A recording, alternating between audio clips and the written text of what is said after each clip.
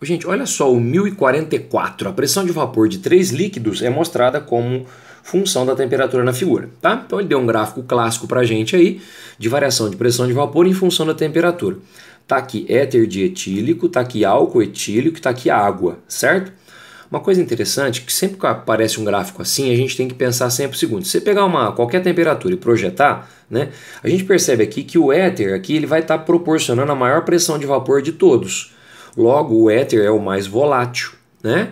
Então, quanto maior a pressão de vapor, maior a volatilidade, com mais facilidade ele passa para o estado gasoso, tá bom? A água, no caso aqui, ó, teria a menor pressão de vapor de todos, tá vendo, gente? Então ela teria o que, galerinha? A maior dificuldade de passar para o estado de vapor, ou seja, o maior ponto de ebulição, maior temperatura de ebulição, né? Porque ela tem uma dificuldade maior de passar para o estado de vapor. Bom, vamos ver o que ele vai falar. Ó. Utilizando a figura, pode-se estimar a temperatura de ebulição dessas substâncias.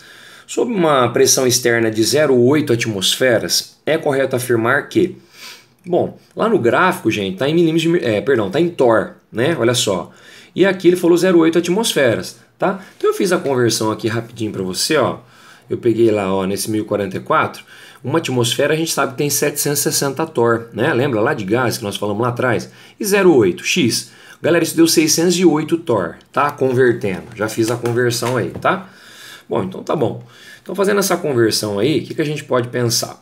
Então ele fala sobre uma pressão externa de 0,8. Você lembra que para a substância entrar em ebulição, né, passar para o estado gasoso, a pressão máxima de vapor dela tem que se igualar à pressão externa, que seria a pressão atmosférica. Tá? Então se nós calculamos 608 torr para 0,8 atmosferas de pressão externa, a pressão de vapor da substância também tem que estar em 608 torr para ela passar para o estado gasoso. Tudo bem? Vamos ver o que ele vai falar na letra A. O que é correto afirmar? Vamos ver. O álcool etílico e a água entrarão em ebulição em uma mesma temperatura. Não, né, gente? Observe que as pressões de vapores são diferentes em qualquer temperatura que você pegar, né? Então não entram em ebulição numa mesma temperatura, tá? Isso não é verdade. Os gráficos são diferentes, ó, não são sobrepostos, as pressões de vapores. B. A água entrará em ebulição a uma temperatura inferior à temperatura ambiente. Bom, a água entrará em ebulição. A gente tem que pegar aqui, ó, se a gente for avaliar nessa pressão que está, numa pressão externa aí, então ele está falando que a água entra em ebulição inferior. Na verdade, a água entra em ebulição, galera, lógico, a gente sabe, né? O ponto de ebulição da água a nível do mar, mais ou menos, é 100 graus Celsius. Então ela não vai entrar em ebulição numa temperatura inferior à temperatura ambiente, que é por volta de 28. Né? Mesmo que você pegar aqui a 608, ó, aproximadamente, e projetar lá, ó, temperatura de ebulição da água, se fosse olhar, ó, tá mais que 80, certo? E isso, obviamente, não é a temperatura ambiente, tá acima da temperatura ambiente. Né? O cara falou inferior à temperatura ambiente, então não posso marcar essa. A água terá sua temperatura de ebulição normal se a pressão acima do líquido diminuir.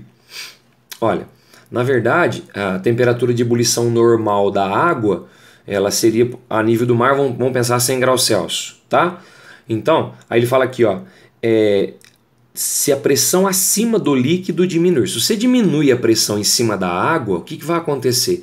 Você vai ter uma facilidade maior dela passar para o estado de vapor, certo? Então a temperatura de ebulição dela cai. Né? Então ela não vai ter uma temperatura de ebulição normal, certo, galera?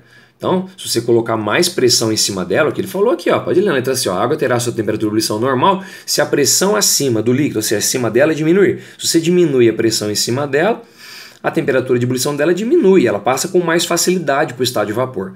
Né? Então isso também não procede, temperatura de ebulição normal. D. O éter etílico entra lá em ebulição a uma temperatura próxima ao ambiente. Bom, então eu peguei aqui aproximadamente o 608 que nós calculamos, joguei aqui no éter etílico e joguei lá embaixo. Ó. Gente, aqui ó, deu aqui ó, um pouquinho menos que 30, 27, 28 mais ou menos, que é realmente muito próximo da temperatura ambiente. Né? Então realmente nessa pressão aqui, que é o 608, a temperatura de ebulição vai acontecer. Por quê? Porque você fala, mas aqui é pressão de vapor. Tá, mas a pressão de vapor ela tem que se igualar à pressão externa. Se a pressão externa é 608, aqui vai ser 608 também. Né, gente? Então, realmente, isso acontece numa temperatura muito próxima do ambiente. E é por isso que nessa questão a gente marca a letrinha D. Tá aí para você, 1044, letra D. Certinho, galerinha?